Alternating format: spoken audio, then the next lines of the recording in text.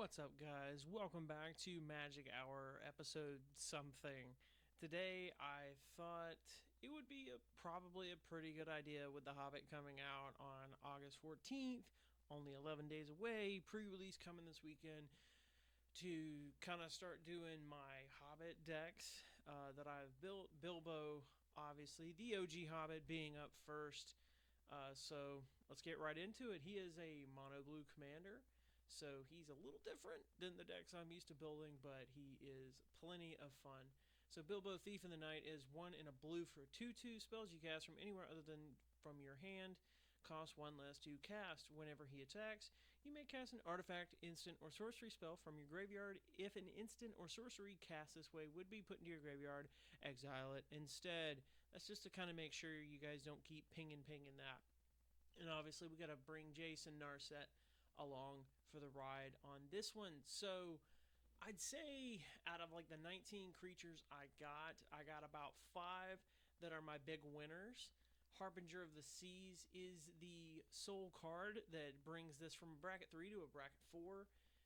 Harbinger of Seas is 1 and 2 blues for a 2/2 non-basic lands are islands. So that's mass land denial, knocking out your non-basic lands on your opponents. You got nothing to worry about with a mono blue deck, obviously, because they're all already islands and you have no non-basics.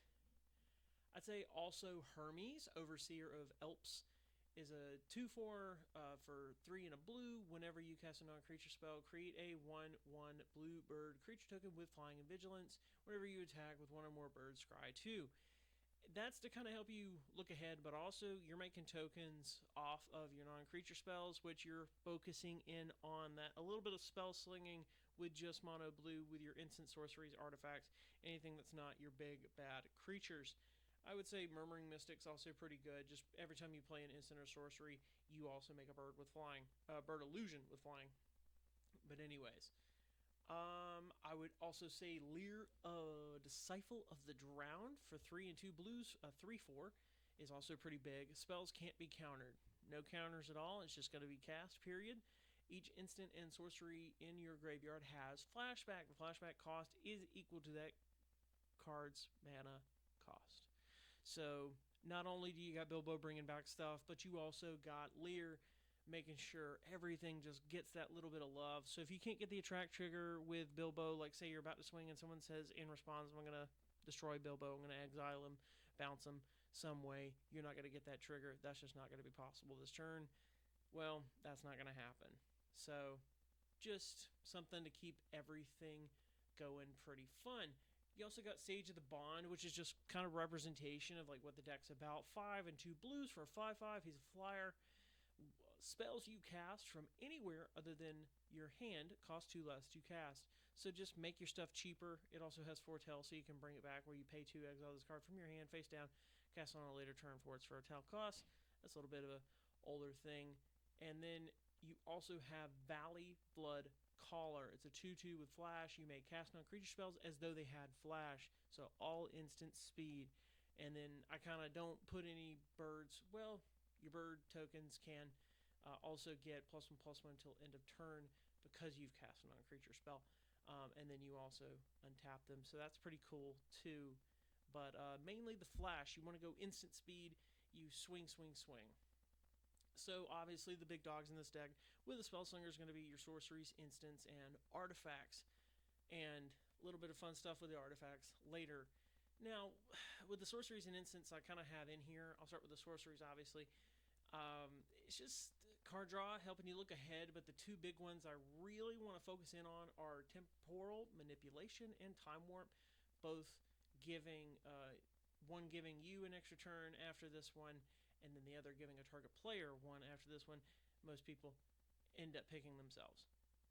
So I would definitely say that's pretty helpful when you're, almost down for the count, you're low on chips, that sort of thing, and you need that pick me up of just like one more turn. Let me see what I can do. Let me see how I can really get into this. That's just one way to kind of help guide you. So, not really a lot of like special cards In the instance, you got a lot of card draw, you got a lot of counter spells, just like in the sorceries, but you just got more. Obviously, with the instance, where there's 23 instants and there's 13 sorceries, so there's 10 card difference. So fast, fast, fast. It's all about that speed. I'd say Aetherize is a pretty good one. I don't know, Offer You Can't Refuse, the classic counter spell, negate, snaps, pushing stuff back to hands is also pretty good. You're always trying to look ahead. You're trying to see which others' cards are coming up. And that's what you really, really want to be focusing in on. Where your artifacts, most of them are just mana rocks, making things cheaper. However, there's a couple I wanted to really focus in on. That's going to be the Magic Mirror for 6 and 3 blue. This spell costs 1 less to cast for each instant sorcery in your graveyard. That's your whole plan, is to load up your graveyard with stuff.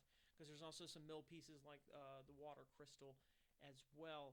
You have no maximum hand size. At the beginning of your upkeep, put a knowledge counter on the Magic Mirror, then draw a card for each knowledge counter on the Magic Mirror. So you're constantly drawing. You're drawing 1 extra card the first turn, drawing 2 extra cards the next turn, and so on and so forth. It is going to happen every single upkeep. So that's definitely pretty good. Always staying ahead, loading up your hand. If you got stuff like Laboratory Maniac or what Jace, Wielder of Mysteries. I thought it was like Wielder of Veils or whatever, but that is also a good guy to pay attention to with Reality Fracture coming in.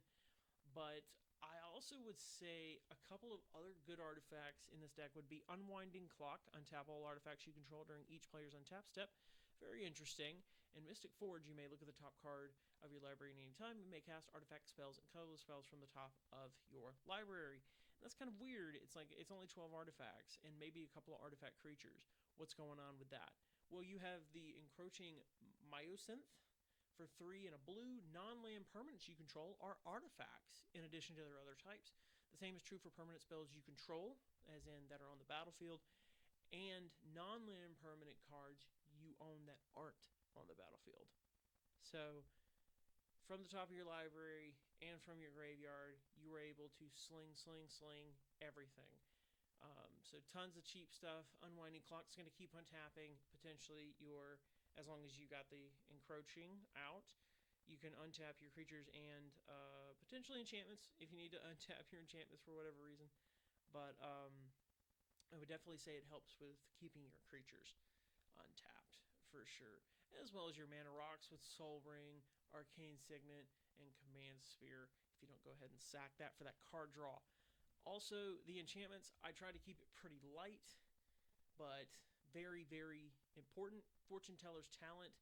For 1 blue, you may look at the top card of your library at any time, so that's pretty good. You kind of see a theme there. You're always looking ahead. You're always trying to look at what's coming up. Pay 3 and a blue to move up. As long as you've cast a spell this turn, you may play cards from the top of your library, and then you can play 2 and a blue after that. Spells you cast from anywhere other than from your hand cost 2 less to cast. So very generic, just spells in general. Not specifically lands, of course, but it's going to be your enchantments, your creatures, your artifacts, your instants, and your sorceries can be played off the top. So you're not just playing with your hand, you're playing with every card you got out on that playmat. That very nice playmat. Future Sight is also another good one. Pay 2 and 3 blue. Play with the top card of your library revealed. A little bit hinky, because obviously your opponents are going to be able to see that card coming up, but may also intimidate them. That's also a strategy. You may play the top card of your library. It doesn't matter what it is. If you haven't played a land for turn, but there's a land coming up, go ahead and play that land. Then you know what the next card is coming up. Secrets of the Dead. This is particularly helpful with Bilbo's strategy. Secrets of the Dead is 2 and a blue. Whenever you cast a spell from your graveyard, draw a card. That's pretty good. Drawing a card in blue, whoever thought of it. Wizard class, 1 blue, you have no maximum hand size, which is pretty good if you're drawing a crap ton of cards, especially with the Magic Mirror. 2 and a blue, you can bump up and get 2 cards. That's pretty good, always good. Pay 4 and a blue to move up to the final level. Whenever you draw a card, put a +1/+1 counter on target creature you control. So you could be kind of revving up the creatures you got available. Now, the last piece of this does not seem significant at all, maybe to the outside viewer, but especially for me and those who have been kind of following me, I appreciate the love, is the land base. There's only 26, And that kind of caught me off. And some other people getting into Magic are like, that sounds like plenty. That's like over a quarter of the deck, so that should be fine.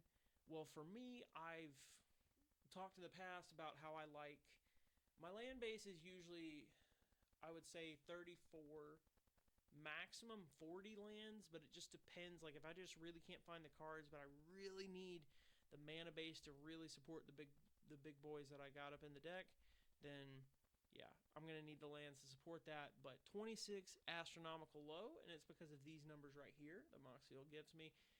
It's my 1 cost, 2 cost, 3 cost, and 4 cost spells make up the majority of the spells that I hold. Where you got for the 5 cost, it starts immediately dropping significantly from 8 spells. For the 6 cost to have 1 spell, the 7 cost to have 2, the 8 cost to also have 2, and the 9 cost to have 1. And that is already the magic mirror, and it costs 1 less for each instant sorcery in your graveyard. So that's really not even a 9 cost spell. It's more like that 3 cost spell. And that's already part of your majority. So I would say it's a practical mono blue deck. The only thing potentially that should be taken out is the Harbinger of the Seas, because that is the only thing making it a bracket 4, because it is mass land denial. There's only Narset for Game Changers, so it just barely reaches the precipice of bracket 4. But I would say it's not something necessarily I'd want to play at that level. I'd rather swap out a couple of like the hardcore cards and really just put some fun stuff in, some stuff to keep the game rolling, keep things moving, you know. So yeah, this is Bilbo, Thief in the Night. He's pretty great. A lot of card draw, lots of playing from the top of your library, lots of playing from the graveyard, lots of flash, flash, flash, speed, speed, speed, trying to get things out.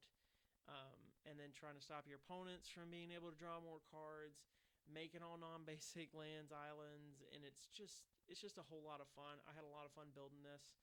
He was a good commander for sure. One commander, not one specific commander, but commanders I'm looking forward to building are going to be from that Commander Boosters set, the Commander Mystery Boosters. That's going to be very interesting. I've been seeing a lot of bloopers, or not bloopers, but like sneak peeks of stuff that's come out. People have been cracking them and everything. So if you guys want to see that, comment down below. Otherwise, I think I'm going to be posting probably another Hobbit deck list, possibly next week. Maybe Gandalf, party guest. I've seen him pop off pretty good. So yeah, thank you guys for watching. This has been Magic Hour. I will see you guys next week.